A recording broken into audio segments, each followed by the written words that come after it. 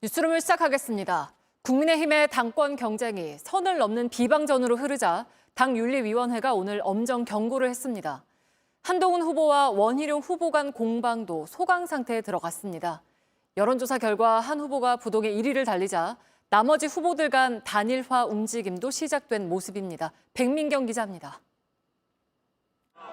나경원 후보는 오늘 원희룡 후보와의 단일화 가능성을 묻자 원 후보가 사퇴하는 게 낫다고 답했습니다. 단일화를 한다든지 그럴 의사는 없지만 결국 원희룡 의원께서 저를 지지해 주시지 않을까 이렇게 생각을 합니다. 사실상 좀 지지율이 많이 빠지고 있는 추이로 보이기 때문에. 반면 원 후보는 기자들과 만나 굳이 말씀드리면 나 후보가 저를 돕게 될 것이라고 했습니다.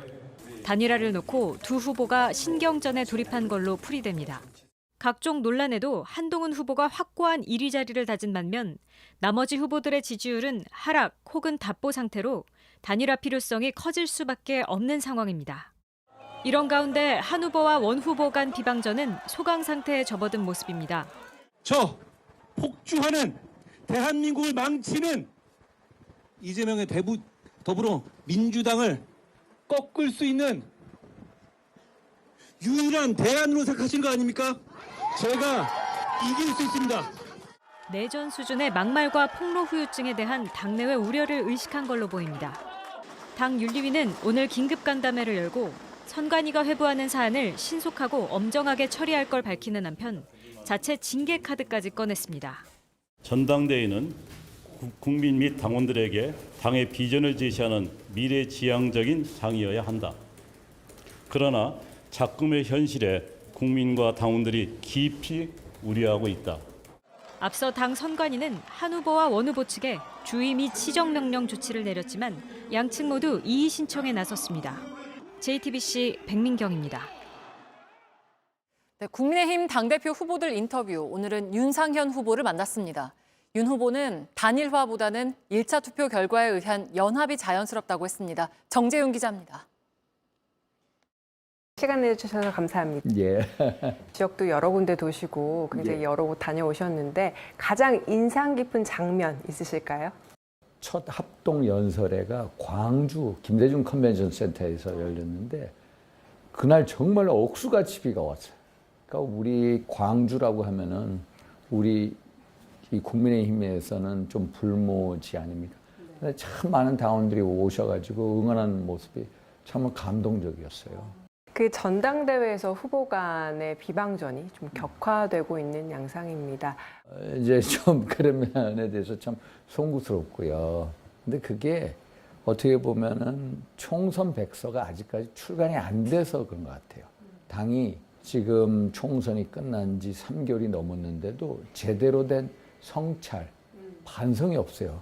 오늘 나경원 후보가 타 후보들 간의 연합 가능성에 대해서 좀 긍정적인 답변을 하셨는데 사실 연합 그러는데 사실 어떤 결과를 만들기 위해서 연합할 필요는 없을 것 같아요. 결선 투표라는 게 결과에 의한 연합을 만드는 거거든요. 그래서 한동훈 후보께서 과반이 안 넘게 되면은 2등 하는 분이 자연스럽게 올라가게 됩니다. 그래서 결과에 의한 연합이 될 수밖에 없다. 이런 말씀을 드립니다. 윤 후보님께서 한동훈 후보나 원희룡 후보가 되면 불행해진다 이렇게 말씀하셨어요. 그런 말씀을 드렸어요. 왜냐하면 지금 한동훈 대 원희룡 이 구도가 한동훈 대 윤석열의 어떤 대리적 양상으로 치닫고 있거든요. 그래서 미래 권력과 현재 권력과의 싸움이다. 이런 식으로 진행이 된다면은 당이 엄청난 후유증이 있을 거고 가다가다 분열될 수가 있다. 가장 우려되는 부분 중 하나가 친윤 대 친한 구도인데요. 너무 갈라지다 보니까 심리적 분당 이런 이야기까지 나오고 있습니다. 딱 10년 전에 친박 비박이 전당대 당권을 놓고 싸운 적이 있어요. 그 당시에 서청원, 김모성 두 분이 이제 경쟁했었는데 그때보다 훨씬 더 좀 격렬하고 파괴적인 그런 관계에 있는 게 친윤, 친한 관계다. 그래서 까딱 잘못하다가는 정말로 심리적인 분당으로 가는 게 아니냐 이런 우려가 있는데 아무리 이런 어려운 지경이 있다고 하더라도 전당대회 끝나면은 전부 다 하나가 될 거다. 그 최상병 특검법 관련해서는 반대 입장인 걸 말씀하셨는데 공수처 수사가 끝난 다음에 우리가 특검 여부를 그게 국민적 어떤 기대에 못 미쳤을 때 의혹을 오히려 해소를 못했을 때 우리가 먼저 특검을 자청하겠다는 거거든요. 그래서 조금만 국민분들께서 기다려 주시면은 곧 진실이 명명백백하게 밝혀질 것이다 이렇게. 윤 후보님 지지율이 상대적으로 조금 아쉽게 나온 측면이 있는데 그 남은 기간 동안 어떤 전략? 저는 이제 상대적으로 인지도가 낮을 수밖에 없고 어떤 연설이라든지 아니면 TV 토론을 통해서 저의 어떤 진정성, 윤상현 다음을 알리고 또 특히 보수혁명의 필요성, 변화 혁신의 선봉장, 윤상현 그걸 느끼시면은 좀 나아지지 않을까 이렇게 보고 있습니다. 네, 오늘 말씀 여기까지 듣겠습니다. 감사합니다. 예. 야권은 다음 주로 다가온 최상병 1주기를 앞두고 서울 광화문 규탄 집회에 총출동했습니다. 특검법의 재의결이 사실상 어려울 걸로 전망되는 만큼 민주당은 상설 특검을 활용하는 안도 검토하고 있습니다. 구혜진 기자입니다. 박찬대 민주당 원내대표는 대통령의 거부권 행사는 자신이 범인이라는 자백이라며 목소리를 높였습니다. 대통령이 거부한 것은 대한민국의 주인인 국민의 명령입니다. 국민의 명령을 이행하지 않는 대통령은 대통령 자격이 없습니다. 조국 혁신당은 대통령 탄핵 가능성을 내세웠습니다. 윤석열 대통령에 대한 탄핵 열차는 아주 빠른 속도로 빠르게 그 종착역을 향해서 달려갈 것입니다. 야권은 최상병 순직 1주기인 오는 19일에도 국회에서 촛불문화제를 열어 특검법 찬성을 거듭 압박할 계획입니다. 하지만 재표결에 붙이는 건 일러도 이번 달 25일에야 가능할 전망입니다. 현재로선 여당에서 8명 이상의 이탈표가 나올 가능성이 낮아 통과는 회의적 전망이 많습니다. 이에 민주당은 상설 특검을 발동하는 카드도 검토 중입니다. 다만 특검 후보 추천위원 7명 중 여야가 각각 2명씩을 추천하도록 돼 있는데 민주당은 야당이 4명 모두를 추천하도록 운영위원회에서 국회 규칙을 고치는 방안을 검토 중입니다. 이에 국민의힘은 이재명 집권만을 위해 헌법과 법률, 국회 규칙 모두 입법 독재로 무력화시키겠다는 뜻이라며 반발했습니다. 한편 군사법원이 임성근 전 해병대 1사단장의 통신기록 조회를 허가하면서 최상병 순직 전후의 통화 기록도 확보할 수 있게 됐습니다. 공수처도 임 전 사단장의 휴대폰 비밀번호를 풀기 위해 경찰에 포렌식을 의뢰했습니다. JTBC 구혜진입니다. 경기도 양주시의 한 태권도장에서 5살 아이가 심정지 상태로 발견이 돼서 30대 태권도 관장이 긴급 체포됐습니다. 경찰 조사 결과 아이가 매트 사이에 거꾸로 넣어져서 10분 넘게 방치됐다고 하는데 관장은 장난으로 그랬다고 말한 걸로 전해졌습니다. 당시 CCTV 영상이 삭제된 정황도 발견됐습니다. 한민정 기자입니다. 119 구급 차량이 들어옵니다. 곧이어 구급대원들이 건물로 들어갑니다. 남자아이가 심폐소생술을 받으며 병원으로 옮겨집니다. 경찰도 현장에 도착했습니다. 어제 저녁 7시 40분쯤 경기 양주시의 한 의원에서 남자아이가 숨을 쉬지 않는다는 신고가 소방에 접수됐습니다. 남자아이가 의식을 잃은 상태로 발견된 태권도장입니다. 내부에는 불이 꺼져 있고 문도 닫혀 있습니다. 태권도장을 운영하던 30대 관장 A씨가 아래층 의원으로 내려가 의사에게 구조 요청을 했습니다. 관장님이 아이를 다급하게 이제 들쳐업고 온 상황이었고요. 도착했을 당시에는 아이의 맥박과 호흡이 전혀 관찰이 되지 않았었습니다. 급하게 심폐소생술을 진행함과 동시에 119 신고를 한 상태였고요. 의사가 10분간 심폐소생술을 했고 119가 도착해 병원에 이송됐지만 여전히 의식을 찾지 못하고 있는 것으로 전해졌습니다. 경기 북부경찰청은 관장 A씨를 아동학대 중상해 혐의로 긴급 체포했습니다. 경찰에 따르면 A씨는 피해 아동을 말아서 세워놓은 매트 사이에 거꾸로 넣고 10분 이상 방치한 것으로 조사됐습니다. A씨는 장난으로 그랬다고 진술한 것으로 파악됐습니다. 경찰은 A씨가 당시 장면이 담긴 CCTV 영상을 삭제한 정황도 포착했습니다. 경찰은 사고 당시 다른 아이들도 있었던 것으로 파악돼 추가 피해자는 없는지 조사를 이어갈 예정입니다. 경찰은 이르면 오늘 중으로 A씨에 대한 구속영장을 신청할 계획입니다. JTBC 한민정입니다. 어젯밤 충북 청주에서 20대가 몰던 승용차가 상가로 돌진해서 한 명이 숨졌습니다. 부산에선 사고를 낸 운전자가 택시를 타고 달아나서 경찰이 쫓고 있습니다. 배승주 기자입니다. 흰 승용차가 매장 안으로 쑥 들어왔습니다. 집기들은 부서지고 바닥에는 유리 파편이 널려 있습니다. 어제 저녁 8시쯤 충북 청주시 금천동에서 26살 남성이 몰던 승용차가 상가 1층 가전제품 판매점으로 돌진했습니다. 이 사고로 매장에 있던 50대 여직원이 숨졌고 길을 건너던 10대 남성이 다쳤습니다. 거기 앞으로 쓱 지나가는데 차가 확 들어와가지고 치이신 거예요. 경찰은 이 남성이 보행자를 피하려다 사고를 낸 것으로 보고 정확한 경위를 파악하고 있습니다. 횡단보도 불이 빨간색일 때 횡단하는 보행자를 피하기 위해서 갑자기 핸들을 조작하면서 도로 우측으로다가 오늘 오전 1시쯤 부산 해운대구청 어귀 삼거리에서 벤츠 승용차가 가로등을 들이받고 뒤집어지는 사고가 발생했습니다. 운전자는 휴대폰 등 소지품을 두고 곧바로 택시를 타고 도주한 것으로 파악됐습니다. 운전자는 특정했고요. 현재 집에 가보니까 이제 문이 잠겨있고 소장 확인 안 되지만 계속 추적 중에 있습니다. JTBC 배승주입니다. 최근 유명 유튜버 쯔양이 전 남자친구에게 폭행과 갈취를 당했다고 밝히면서 공분이 일고 있습니다. 쯔양이 과거를 털어놓게 된 배경에는 사이버 레카라고 불리는 유튜버들의 협박이 있었다는 폭로가 나왔습니다. 검찰도 수사에 들어갔는데 의혹이 사실이면 해당 유튜버들이 처벌을 피하기는 어려울 걸로 보입니다. 박현주 기자입니다. 1,000만 명이 넘는 구독자를 보유한 유튜버 쯔양은 전 남자친구의 폭행을 고백했습니다. 거의 매일 맞으면서 방송을 했었어요. 얼굴은 티난다고 몸을 때린다거나. 잊고 싶은 과거를 털어놓게 된 배경엔 유튜버들의 협박이 있었던 폭로가 나왔습니다.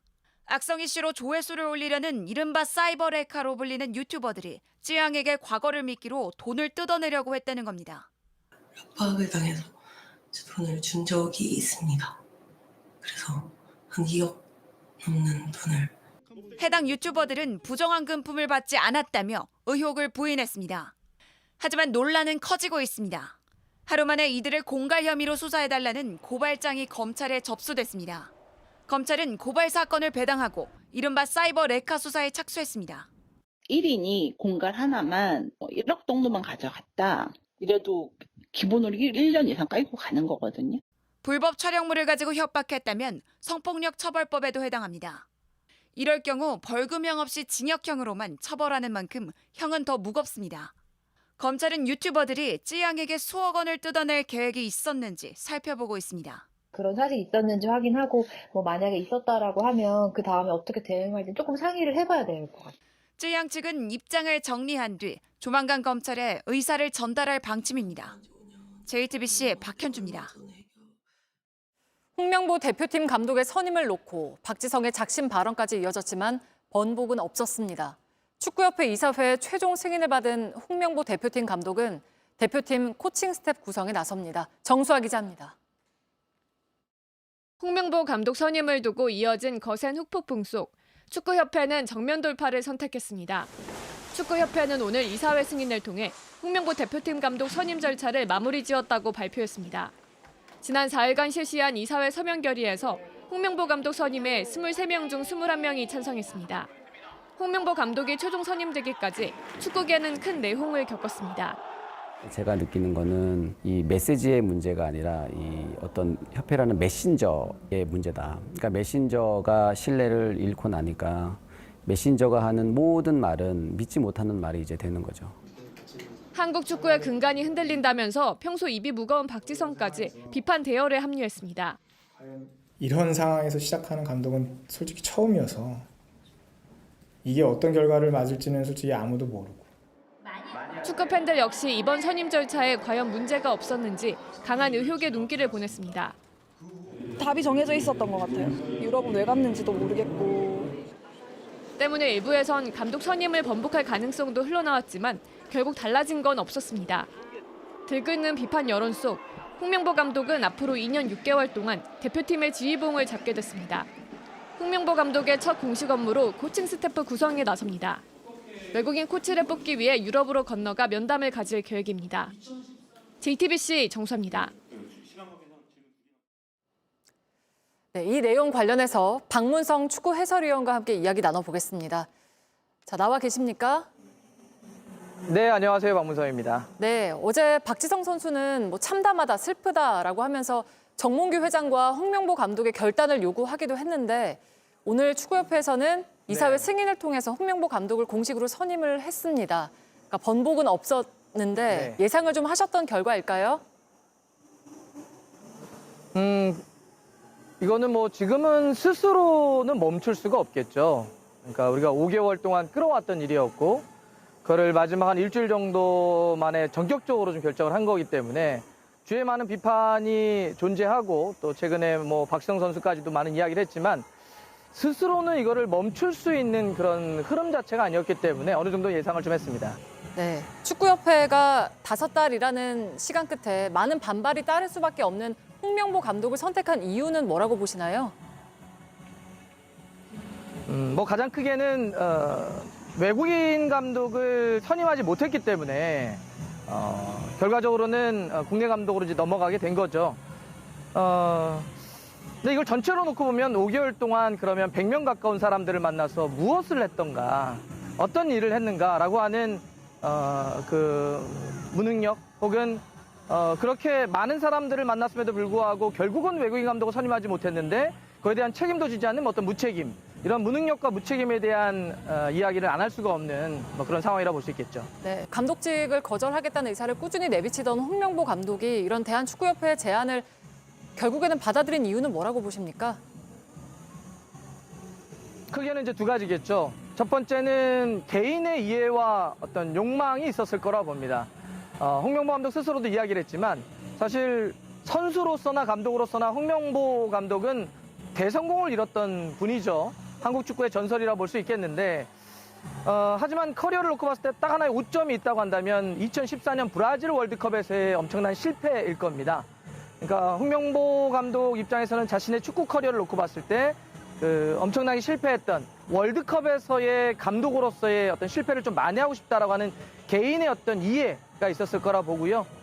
두 번째는 지금 이렇게까지 축구협회가 몰리고 그다음에 대안을 찾지 못하고 새로운 감독을 구하지 못하면서 이 한국 축구와 축구협회의 어떤 집요한 혹은 상당히 끝까지 어떤 끈질기게 또 홍명보 감독을 설득한 것이 아닌가.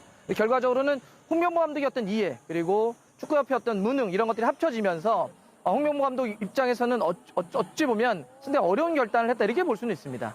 네, 그 박문성 해설위원께서는 지금 축구협회에 대한 강도 높은 그 비판을 이어가고 계신데 고위 관계자로부터 연락을 받았다 이런 말씀을 하셨는데요. 혹시 어떤 내용의 연락이었습니까?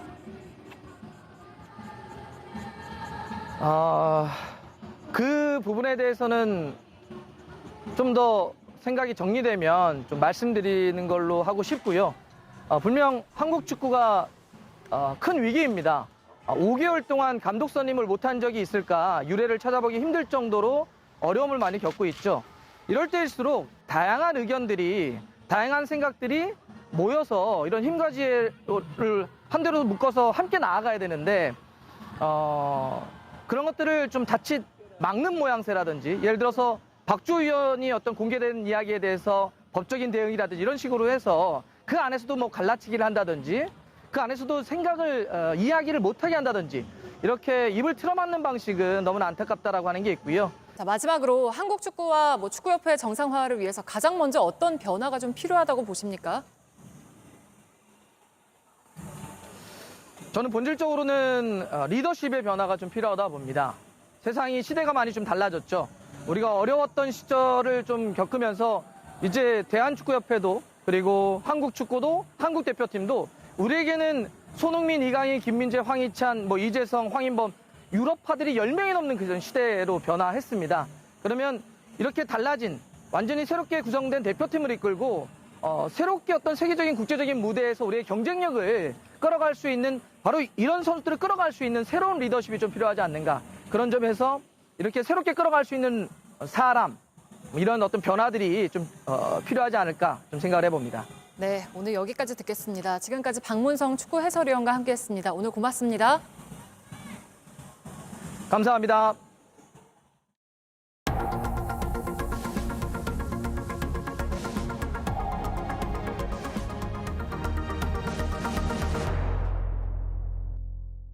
네, 지금 보시는 건 가수 K-윌의 신곡 뮤직비디오입니다. 동성애를 연상시키는 장면이 화제가 됐는데요.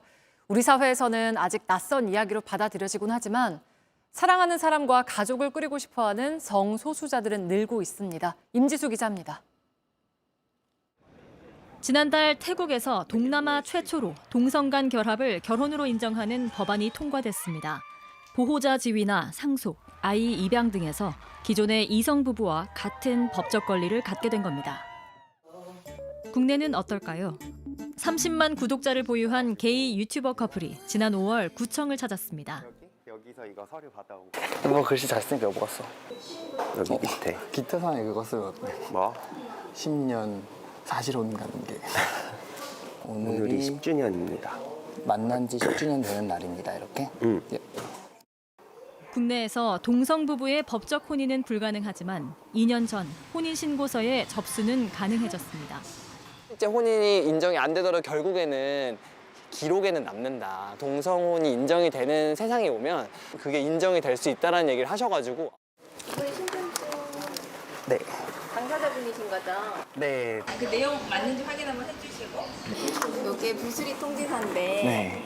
저희가 이제 접수해서 이제 기록은 해드리지만 이제 수리할 수 없는 혼인이라서 그건 현행법상 수리할 수 없는 동성 간의 혼인이라는 이유거든요. 네.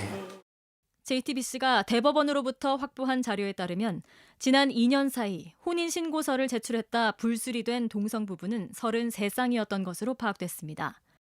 대부분 거절당할 것을 알고도 기록되기 위해 용기를 낸 경우입니다. 마음은 이미 부부였었는데 이게 10년이 걸린 거예요. 제가 그렇게 용기 내서 같이 이걸 했다는 게 전 되게 좀 기분이 많이 좋은 것 같아요. 최근 대학가에선 동성 부부의 혼인 평등을 촉구하는 서명 운동도 잇따르고 있습니다. 할아버지들께서 좀 심하게 욕을 하고 가시는 경우도 있었고, 여대를 갔을 때 또 여대에서 줄을 서서 서명을 해주시는 장면들도 나와가지고 이게 역시 거리로 나와서 직접 만나봐야. 뉴욕에서 혼인 신고 후 지난해 딸아이 출산으로 큰 화제가 됐던 김규진, 김세연 부부. 딸을 직접 출산하지 않은 세연 씨는 법적으로 동거인인 딸의 세대주로 기록됩니다. 밤샘 육아부터 모든 것을 함께 헌신하지만 어떤 상황이 와도 딸의 법적 보호자가 되기 어렵습니다. 항상 기록이 중요하다고 생각을 하거든요. 기록에 남지 않으면 다들 잊어버리고 이게 10년이 지나면 없던 일이 되어버리는 것이 너무 무섭기 때문에 앞으로도 이렇게 계속 문을 두드리게 될 것 같습니다. 비혼 가족, 동거 가족의 법적인 관계를 보호하기 위한 생활 동반자법 등이 발의된 적 있지만 본회의에 상정되지 못하고 폐기됐습니다. JTBC 임지수입니다. 조 바이든 미국 대통령이 8개월 만에 재개한 기자회견에서도 잦은 말실수로 논란을 해소하지 못하면서 대선 후보에서 사퇴하라는 압박은 더 커지고 있습니다. 도널드 트럼프 전 대통령은 함께 인지 검사를 받자고 했습니다. 워싱턴에서 김형구 특파원입니다. 바이든 대통령은 기자회견 직후 민주당 하킴 제프리스 원내대표와 심야 회동을 갖고 재선 도전과 관련된 의견을 교환했습니다. 제프리스 원내대표가 당내에 드리워진 대선 패배 우려를 직설적으로 전달했을 거라는 관측이 나옵니다. 바이든 면전에서 대선 하차를 요청하는 민주당 의원도 나왔습니다. 바이든은 민주당 하원 히스패닉 의원들과의 화상 미팅에서 대선 완주론을 설득했는데 이 자리에서 마이크 레빈 의원이 후보직 사퇴를 요구했습니다. 브리테니 패터센 민주당 하원 의원도 결단을 촉구하고 나섰습니다. 민주당 핵심 후원자들은 바이든이 출마를 고수하는 한 9천만 달러, 우리 돈 약 1,240억 원의 후원을 보류하겠다고 통보했습니다. 바이든은 경합주인 미시간을 찾아 대선 완주 의제를 거듭 밝혔습니다. Here's my answer. I am running and we're going to win. I'm not going to change that. 하지만 도널드 트럼프 전 대통령은 소셜미디어 글을 통해 바이든이 인지력 테스트를 받아야 하고 자신도 검사를 받을 것이라며 건강 논란을 부추겼습니다. 민주당 내 영향력이 큰 버락 오바마 전 대통령이 바이든의 재선 도전을 비관적으로 본다는 소식까지 전해지면서 바이든이 계속 코너로 몰리는 모습입니다. 워싱턴에서 JTBC 김형구입니다. 미국 영화 촬영장에서 소품용 총이 발사돼 촬영 감독이 숨진 사고로 징역형 위기에 처했던 배우 알렉 볼드윈이 혐의를 벗었습니다. 판사는 검찰이 증거를 은폐했다며 사건을 기각했습니다. 로스앤젤레스에서 홍지은 특파원입니다. 액션 신호와 함께 배우 알렉 볼드윈이 총을 쏘기 시작합니다. One more. I forgot to recoil stuff. No, right away. Let's reload. Here we go. 소품 담당자가 서둘러 권총에 탄환을 장전합니다. 컷소리 이후에도 볼드윈은 총을 계속 발사합니다. 지난 2021년 영화 러스트 촬영 현장입니다. 이곳에서 볼드윈이 쏜 소품용 총에 맞아 촬영 감독이 숨졌습니다. 과실치사 혐의로 기소된 볼드윈에 대한 재판이 시작된 지 사흘째 기각 판결이 나왔습니다. 판사가 검사의 증거 은폐를 주장한 볼드윈 측의 주장을 받아들인 겁니다. The state's willful withholding of this information was intentional and deliberate. If this conduct does not rise to the level of bad faith, it certainly comes so near to bad faith as to show signs of scorching. 기각 판결이 나온 결정적인 계기는 총알이었습니다. 볼드윈 측은 사건을 처음 조사한 경찰과 검찰이 실탄의 존재를 숨겼다고 주장했습니다. Well, you know that we came to have an evidence viewing where we asked to see every single round that could be related to the Rust set, and this was hidden from us. You do know that. This was not hidden. 기각 판결이 나오자 볼드윈은 눈물을 흘렸습니다. 유죄가 인정되면 최대 18개월 징역을 선고받을 상황이었습니다. 하지만 불씨가 완전히 해소된 건 아닙니다. 볼드윈은 숨진 촬영 감독의 남편이 제기한 민사소송을 앞두고 있습니다. 로스앤젤레스에서 JTBC 홍지은입니다. 러시아가 이달 말 자국 어린이를 북한 여름방학 캠프에 보내겠다고 밝힌 가운데 한 러시아 남성이 과거 북한에서 겪은 자신의 경험담을 공유했습니다. Which was also very strange. It was like 6 o'clock in the morning, and we were just called to clean some dust out from this monuments. 현재 북미에서 유학 중인 유리 프롤로프는 CNN과의 인터뷰에서 9년 전 $500를 내고 2주 동안 북한 여름 캠프에 참석했다고 밝혔습니다.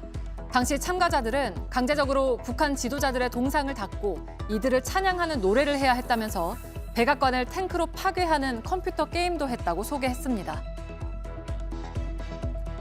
백사장에 검은 고래 수십 마리가 줄지어 파묻혀 있습니다. 성체부터 새끼 고래까지 대부분 미동조차 없습니다. 구조당국은 현지 시간 11일 스코틀랜드의 한 섬에서 참거두 고래 77마리가 발견됐고 이 가운데 65마리가 죽었다고 밝혔습니다. 전문가들은 고래들이 떼죽음 당한 정확한 이유는 알 수 없지만 문제가 생긴 한 마리를 나머지 무리가 도우려다가 참변을 당했을 수 있다고 추정했습니다. 네, 오늘 서울을 비롯한 중부 지역은 땡볕 더위가 이어졌지만 제주와 경남, 전남권은 비구름의 영향을 받았습니다. 이런 날씨는 모레까지 이어질 거란 예보입니다. 황예린 기자입니다. 해가 내리쬐자 양산을 쓰고 그늘에 몸을 피합니다. 불볕 더위를 피하기 위해 모자를 쓴 채 아이와 아빠가 모래를 파헤칩니다. 차에서 내리자마자 이게 공기가 다르더라고요. 숨이 딱 막히는 더위긴 한데 여기가 모래놀이하고 이렇게 놀이터에서 밖에서 노는 걸 너무 좋아해가지고 뭐 어쩔 수 없이 좀 덥긴 하지만 참고 나왔습니다.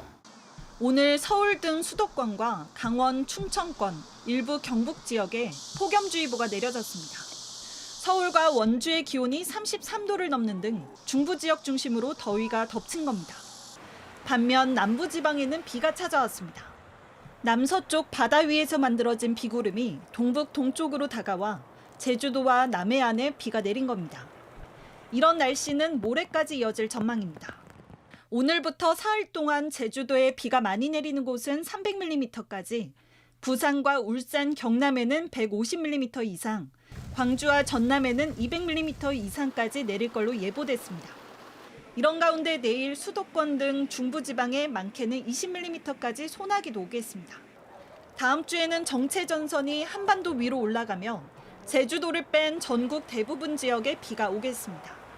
한편으로 한낮 온도가 27에서 32도를 웃돌 예정이라 습식 사우나 같은 더위도 계속될 전망입니다.